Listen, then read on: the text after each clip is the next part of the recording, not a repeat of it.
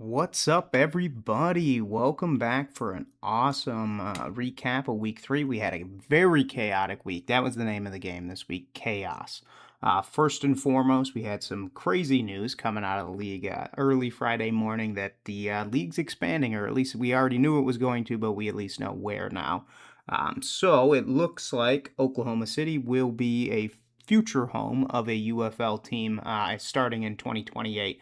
Great time for the league, great time for the city of Oklahoma City as well, bringing in some professional sports. They already have the basketball team, they've done well. So really, things are starting to look up for the league. But the chaos did not end there, and really it didn't end until the week ended on Sunday. So the next real shocker to kind of hit the league was the arrest of one of the head coaches. Columbus Aviators head coach, Ted Ginn Jr., made a mistake, a serious one. Got arrested for a DWI ahead of the game against the Arlington Renegades. Unfortunately, as we all know, former NFL wide receiver, big name, at least in Columbus. Unfortunate to see it. Seems he was arrested in Tarrant County, Texas. So I'd remind everyone, the league is centered in that Dallas-Fort Worth area. So odds are is that it was just a standard Friday or Saturday for him. But then things took a turn for the worse, unfortunately. Certainly made a mistake. Not safe. We shouldn't be out there drinking and driving. Terrible to see. But ultimately, we have to move on from that. So he posted $1,000 bond. He was arrested around 1 a.m. And basically, he got out, didn't coach the team on Sunday, but it is now back with the team coaching it. Todd Haley is the one that ended up taking over for him, and really the team looked good under him, so I wonder what his involvement looks like moving forward. Potentially, we see him kind of step into a stronger role, but we'll see exactly what happens there. But Todd Haley did a very, very good job. I thought it was an impressive showing out of the Aviators this week. But he's back in charge. Should expect him on the sideline calling plays, leading the team this weekend. Ultimately, he was with the team, so he was not away from them, but he was not calling plays, leading the team for that Sunday matchup. But now turning over to kind of the week that we had, of course, we have our Friday matchup, which was the Orlando Storm for our second week in a row taking on the Louisville Kings. And as they had before, they certainly beat them, unfortunately. Which, when two teams play back-to-back weeks like that, you do expect one might, be able to get some revenge. That didn't happen, but the Kings did look good. Jason Bean, career night, 352 yards, really impressive showing out of the offense. Defense, there were some questions there, but ultimately, the reason they lost this game was, I wouldn't say on them, even though it absolutely was on them. They were tied, moved into the overtime. Overtime, little different, so we're doing shootout format for the overtime as opposed to kind of like another 10-minute period. Does kind of keep the games quick, so I understand why they do it. But there are questions there as to why that format didn't work for either of these teams, because it went down to a sudden death because neither of them could score in the first 3 rounds. So why was that? Well, I would question the defense, but also a testament to the defenses of each team. Anticlimactic ending, of course, because it ends on a second defensive penalty, which resulted in a successful conversion. So the team did not score, but they were given the score because of the penalties, and it was really just kind of an end to the game. An unfortunate one, of course. Jack Plummer, 3 touchdown passes, really been doing well for the Storm lately, and it's really unfortunate for Louisville fall into that 0-3. We'd like to see them do better, but ultimately, we'll see what the latter half of the season has in store for the Kings. But checking out our passing, Plummer, pretty good job, 250 yards, 3 touchdowns, 0 interception, 113 QBR. Very good job out of Plummer. Bean, also very good job. Threw a lot more passes, but ultimately did also get 3 touchdowns, 0 interceptions. So cleaned up his game from the last few weeks. So we like to see that. But we did have a few other people throwing passes uh, last week for him. Rushing. This is where I think there are some questions for the Storm. Ultimately, we're talking 35 yards, 25 yards. Those aren't massive numbers, and your third highest rusher is your quarterback. So they got to clean some things up there. I would expect to see some better things coming forward. We're starting to see Snell kind of emerge as that number one running back for the Kings. 50 yards last week or this week, so pretty good showing out of them. But we'd like to see kind of that load distributed a little more just so they can get a more prolific offense. Then when we go to receiving, the name of the game this week is Roland. Really impressive last year with DC. He really made a name for himself. They didn't protect him this year through the draft. Storm's got him, and he's been showing them that really should have kept him. We're talking 113 yards, 1 tud. Pretty good job. All of the wide receivers, Badger had a huge week last week, only 22 yards this week. Unfortunate, but of course, that ball's getting moved around, so good for them. Then when we look at Louisville, Jackson, Winstead, really, the passing game is great for the Kings, and that's something I think they should ride heavy on. But they just cannot seem to get over the Storm, and it's really interesting. The Storm 3-0, undefeated, the second undefeated team, but the fan base has not been out for them. So there is a question of what's wrong. Are we not tapping into that fan base? Is there a miscommunication? So we'll look to see if they can get some better attendance at the home field games. But regardless, their defense really has been keeping them alive in some of these closer matchups. Orlando only about 30% of red zone success through week 3. So really a hard team to get in on. So you look at here, tough. They're really shutting down a lot of our defense. Their defense is shutting down a lot of those offenses. But Chris Rowland, really great showing out of him. 1 tud, 113 yards. Impressive. He was impressive in DC and really hasn't missed a beat coming to Orlando. So very impressive job out of them all. Then our next game, one that was, let's just say, a little lopsided out of this week. And so the Gamblers, seven points, and they had I forget the quarterback name. Tua's younger brother was the quarterback. First time really taking snaps in the offense. It was a little sloppy. About 40 passes thrown for him, 171 yards. But the real question came down to how the game was played out, and ultimately, defenders were playing DC football. They looked good every bit of the game. Rushing 70 yards out of Jackson, expected. White, we like to see some more. Thing about the Gamblers is they really do have one of our weaker teams. So there are some concerns for them, of course. But then when we look at our receiving, defenders really didn't throw too much. They weren't too prolific through the air. But ultimately, they got the job done. They were scoring all the time. Every chance they had the opportunity to get some points, they were doing that. Mr. Hall, for the Gamblers, 69 yards. So I think there is some hope there, or at least in the passing game, if they can kind of pin down that quarterback issue that they've been having lately. And we take a look over at kind of what the recap of the game was. Really, you'd expect that Houston, traveling across the country, playing in DC, DC's got a strong fan base. It really would have been kind of how the game played out, lopsided. But there were some moments in the game where they kind of were evenly matched, but they were brief. But ultimately, Deion Jackson broke free 60 yards right off the rip in the game. That kind of set the pace for the whole game. They were going down, scoring very fast, getting down there. Matt McCrane, another 4-point field goal. Impressive work out of him, but ultimately coming to be expected out of him as well. Garyon Conley, 70-yard pick six. This was a tough one for the Gamblers. You can't be letting up pick sixes, especially ones that run all the way down the field. Then 2 sacks. That's going to help the defenders moving forward. Their defense has been very good. They've been getting to the quarterback. They've been getting those pressures. They're running 3-4 man front sometimes, and what's really been able to make them do this is their defensive backfield, their corners, their safeties. They're really been able to keep these receivers at bay as the team kind of fights off some of the more, let's say, creative offenses across the league. But while attendance may have been a little questionable for the week, we love to see the beer snake back. So one of the best traditions in spring football, the beer snake.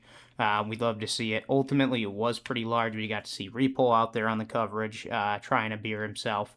Really, really impressive work out of the DC fan base. The fact they came back so strong, and that's really like what we want to see out of our teams, and moving forward. We want to get those people out there. We want to provide that good game day experience. We want to, let things like the beer snake happen.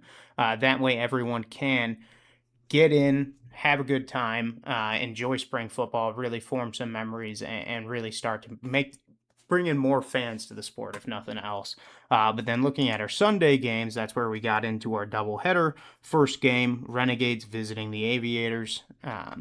So when we look at how things went, even match.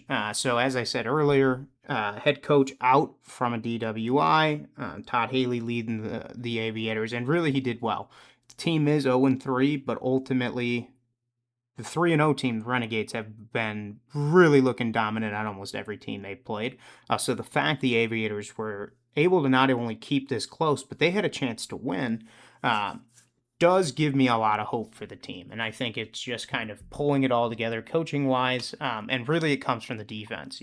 Keeping Reed down under 200 passing yards, that's huge for your team. Still going for 2 tuds, of course, but he's not lighting the skies like he has been the last 3 weeks.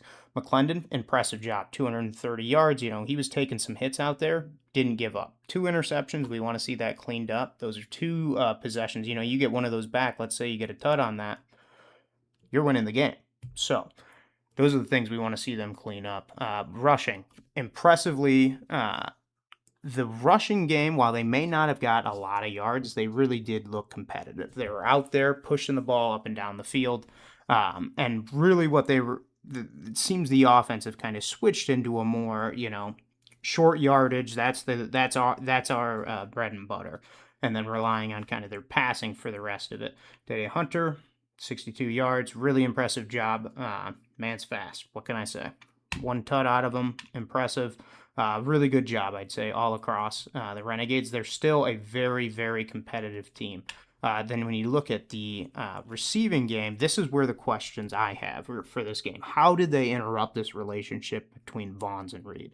We've been seeing close to 100 yards each week.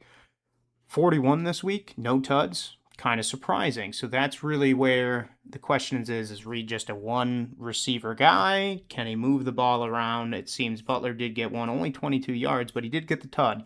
And then Burnett for 15 with another tud. So they're moving the ball around briefly, mainly in the goal line situations, but there are questions, what's going to happen if Vaughns is out?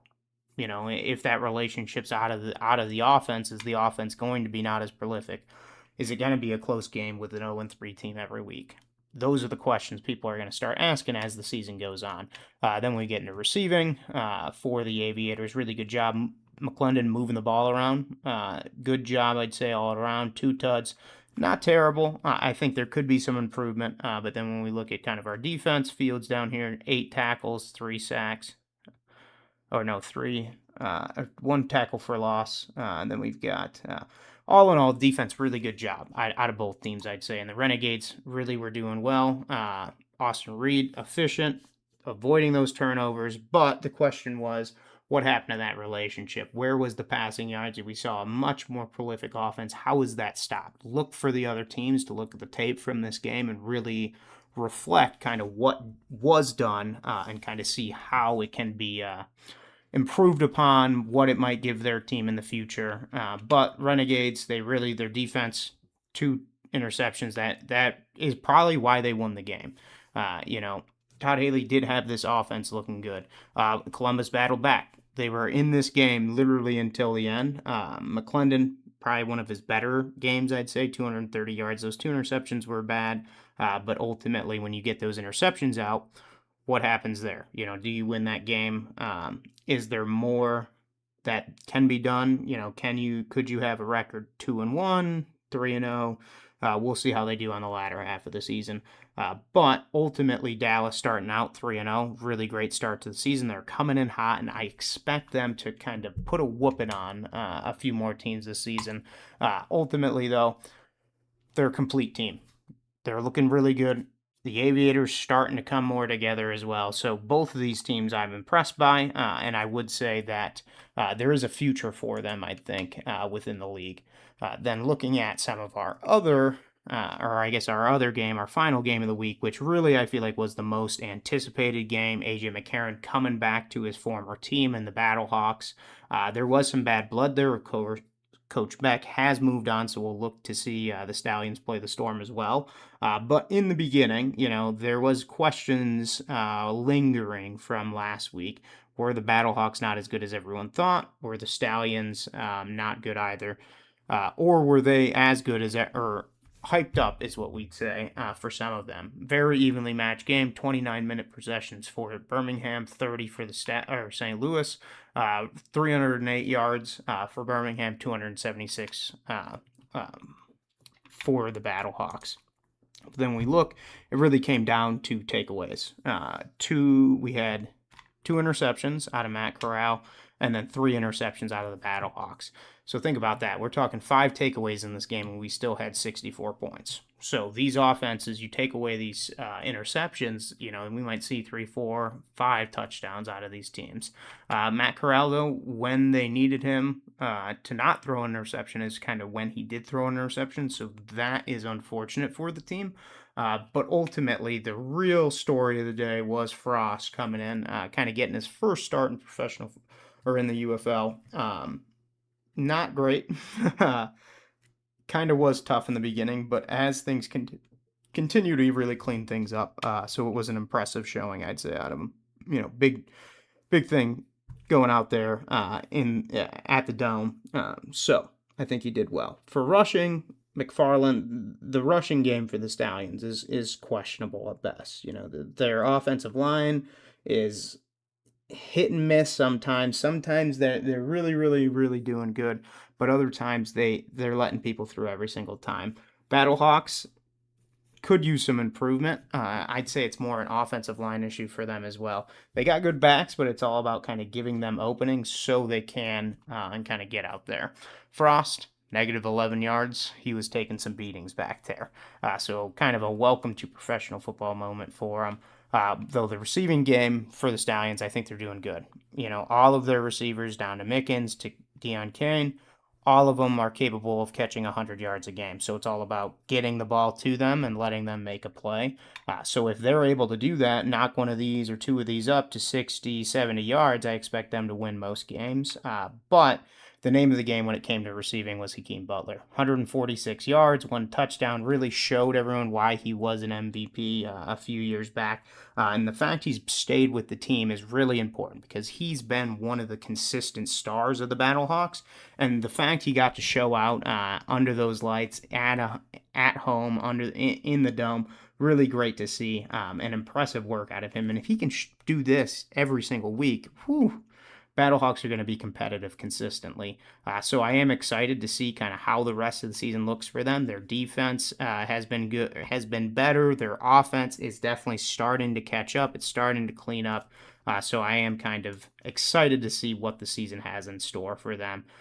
But when we look at kind of the game, we had really it was a game of the year candidate. The storylines going into it, you couldn't have asked for a better lead in to what was a pretty evenly matched football games. So Matt Corral, of course, throwing a pick 6. We hate to see that, but the Dome blew up. It was going crazy from all the people. People love seeing a pick 6, of course. But of course, Birmingham got one later on in the game, so they did quiet down, of course. So there's those highs and lows, of course, every time you're attending a football game.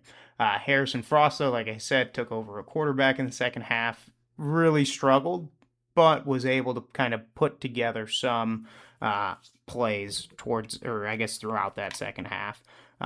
But the real question is the collapse of the Stallions. It was 23-13 entering the fourth quarter. All they needed to do was hold. But the Battlehawks really came alive. That's when Hakeem Butler started to get a lot of his catches, really started to put the defense on notice, let's say. And Frost bounced back from those mistakes. He cleaned it up and looked competitive. So that 64-yard pass to Hakeem Butler was one of the more notable ones of the weekend, probably one of the season. So an exciting job and an impressive job out of St. Louis to kind of maintain a good showing. And then when we look at kind of how the viewership was, so we're going to take a look at how things were across the league. It was kind of intermittent, trending down slightly, but we had some good. We're seeing good numbers coming out of our ABC, ESPN, Fox showings. Where there's not been great viewership is when it's on FS1, NFL Network, and it's just real sloppy. No one really knows when the game is, and it's not a consistent time. They're putting games on Tuesday. You're not getting that consistent viewership, but on Sunday, pretty standard football schedule, I would say. We almost saw a million out of kind of two games or both games that day. 968,000 out of an early game with the Renegades and Aviators, and then a million for the Stallions and Battlehawks. It was great storylines going in. People were amped up for the game. People wanted to see what AJ McCarron was going to do. And then, of course, people love seeing a Battlehawks game. Fans show out. It's always a good time. But generally across the weekend, it was pretty close. The average was a million. Fox, of course, 671. They have been kind of one of our lower producers when it comes to viewership. But Gamblers also 662. When you tune into a game and it's 40 something to 0, most people aren't sticking around. So that's kind of more a result of the product than it is of kind of, fan desire, let's say. Then looking at our attendance, this is where I have concerns. We're into week 3. We should start to be seeing these numbers ticking up, but they're going down, which is really not great. So we do hate to see that. So week 3, Dallas Renegades started off with a decent showing, 8,000. Then we were down under 6,000, and now we're close to going under 5,000. So we need to really get some more fans out in the Dallas area. I don't know if it's just a busy market, what's going on there, but we want to see that improve. For the Defenders, 12,000. They were champions last year, so I would like to see that number kind of go up, but not always. It was a busy weekend. You had Masters on, other sports, baseball, of course, some soccer, a lot of competition this time of year. So hopefully we'll see that number kind of go up, because DC was one of the stronger fan bases, and they were in kind of contention for potentially hosting a UFL championship, which we'd want to see some higher numbers if that's going to be the case.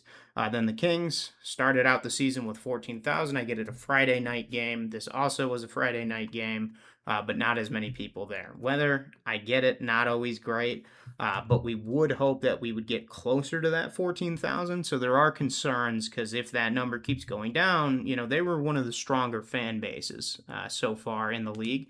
So let's hope things get better. Maybe it was a busy weekend down there, but we do have an awesome game coming up for them this weekend, Thursday night, so hopefully there will be a strong showing for that. Then St. Louis Battlehawks, 20,000, significantly less than the standard 30,000 that we'd expect, but it was a busy weekend, so maybe that's kind of what is happening there, but you can notice that when it's in the Dome, so hopefully that doesn't give Repol any ideas. Because the Dome is kind of the home of the UFL, I would say. Hosted our championships, but ultimately we want to see that fan base turn out more. And the team's doing good, too. So that's kind of a question in itself, is what's going on with that. But so far we're sitting about 150,000 attendees so far for the season. So hopefully we'll see these numbers kind of tick up as the season goes on. But there are certainly some questions and some alarm bells ringing. But now I just wanted to kind of finish up, taking a look back, and then kind of tell us what our plans are for the rest of the week. But let's talk about the best week in sports. Who really had it. First and foremost, I'd say it was the fans. It was a chaotic week, a lot of storylines going into it, really some good football games. Houston, not the best game, of course, but all in all, it was a great weekend for fans. And then I think the other person that had the best week in sports was the DC Defenders beer distributor, because I'm pretty sure they were at almost $20,000 in beer sales for the weekend. So impressive job out of our fans. They like that's the beer snake. It'll come back each week. It's a home game, so I'm excited for that. Worst week in sports, Houston, the Gamblers. You cannot be embarrassing yourself like that on national television.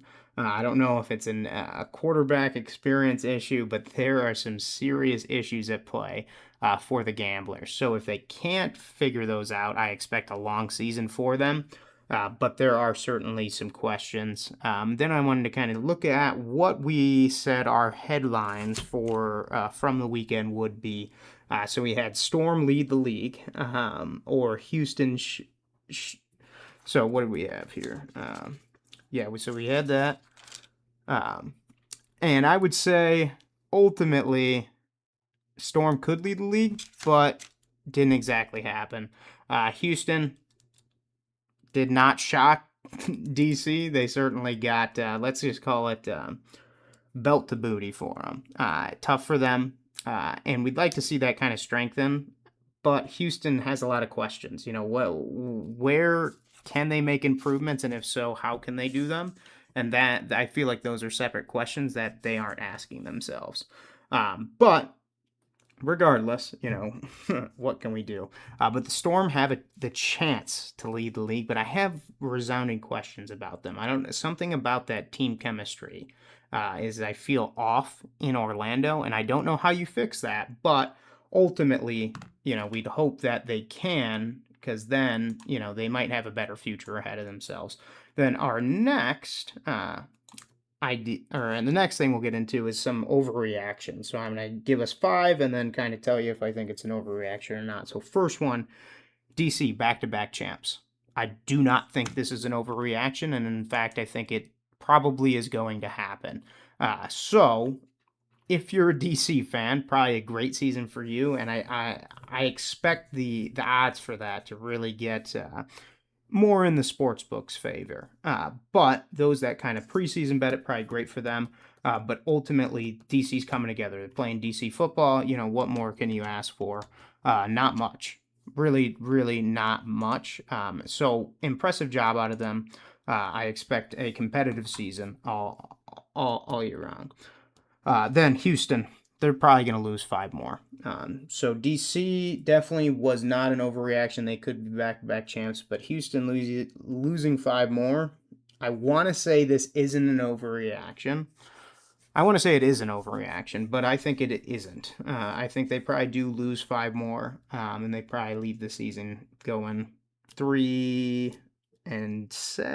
maybe worse.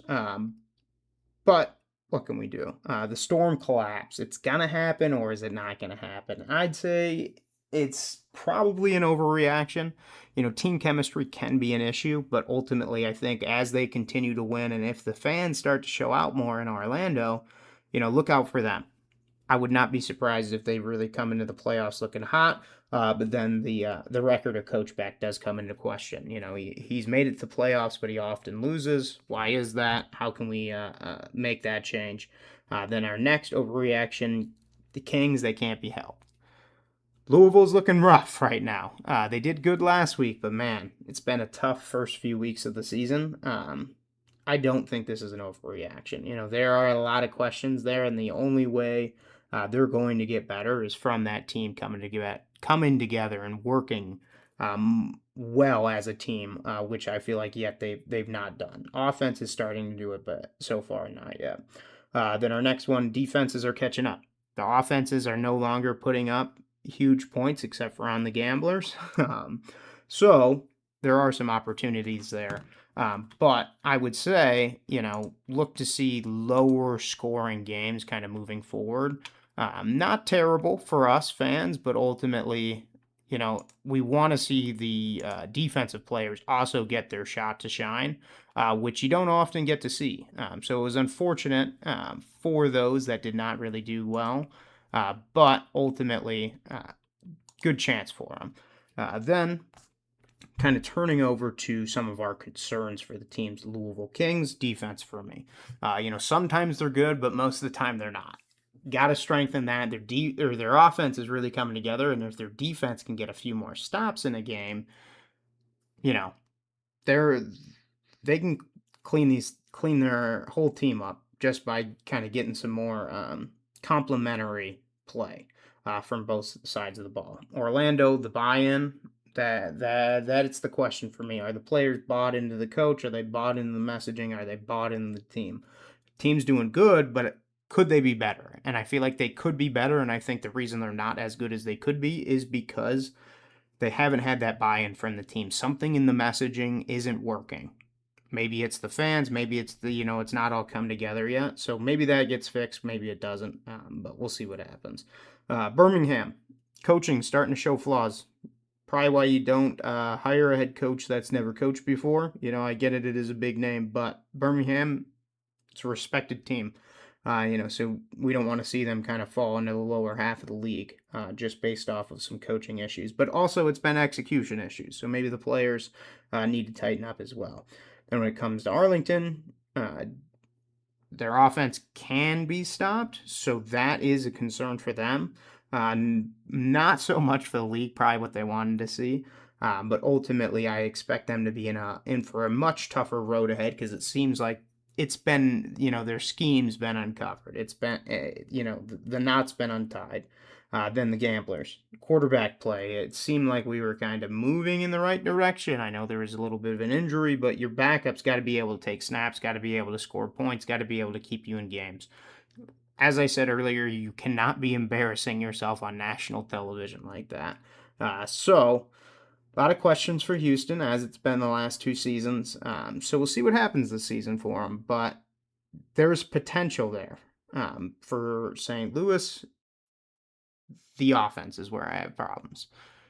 I don't know if it's a quarterback issue. I don't know if Frost needs to take all the snaps from here on out, but something about that offense isn't coming together. I know they scored 24 points in the last quarter of the game this week, but you look at outside of that quarter this season, the offense has not been that good. And they've been in a lot of low-scoring games, so kind of questionable. Ultimately, something we'll see if that gets better, but I feel like a lot of that rides on the quarterback. Then for Tamu in DC, of course, he's a recurring concern. Throwing interceptions, a little bit of sloppy play, but when you score, 30 points from your defense and running game, doesn't really matter if you're throwing interceptions. But as you get into the playoffs, that will start to matter, and especially if they can figure out a way to do it consistently. But also attendance, for the defending champions, we'd expect there to be a little bit better showing than there was. But, what can you do? Hopefully throughout the season, we'll see those numbers really tick up. And then finishing off with the Columbus, their offensive line. I wouldn't say they're bad, but it seems like they're not playing complementary football, and that's where I feel like it's shooting them in the foot. McClendon's taken some huge hits, and that is not sustainable for a season. So if they really want to turn things around, get some wins this year, they need to at least protect the quarterback. And then from that point, we can start talking about the running game. But they're not getting much of a push off that line. And you're really starting to see it, unfortunately, for them. But if we can, which we can't, all in all, it's a crazy weekend.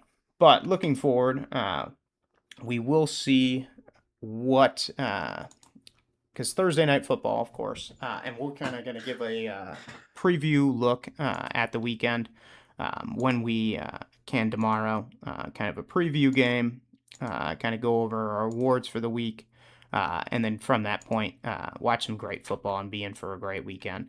So should be an awesome week of football for everyone. Thank you all for joining us. Hope that you can join us tomorrow. Should be a great preview to our Thursday night football game. And otherwise, hope you enjoy your evening, and I hope you enjoy the season of football ahead. But thanks again for joining. Have a great evening. Bye now.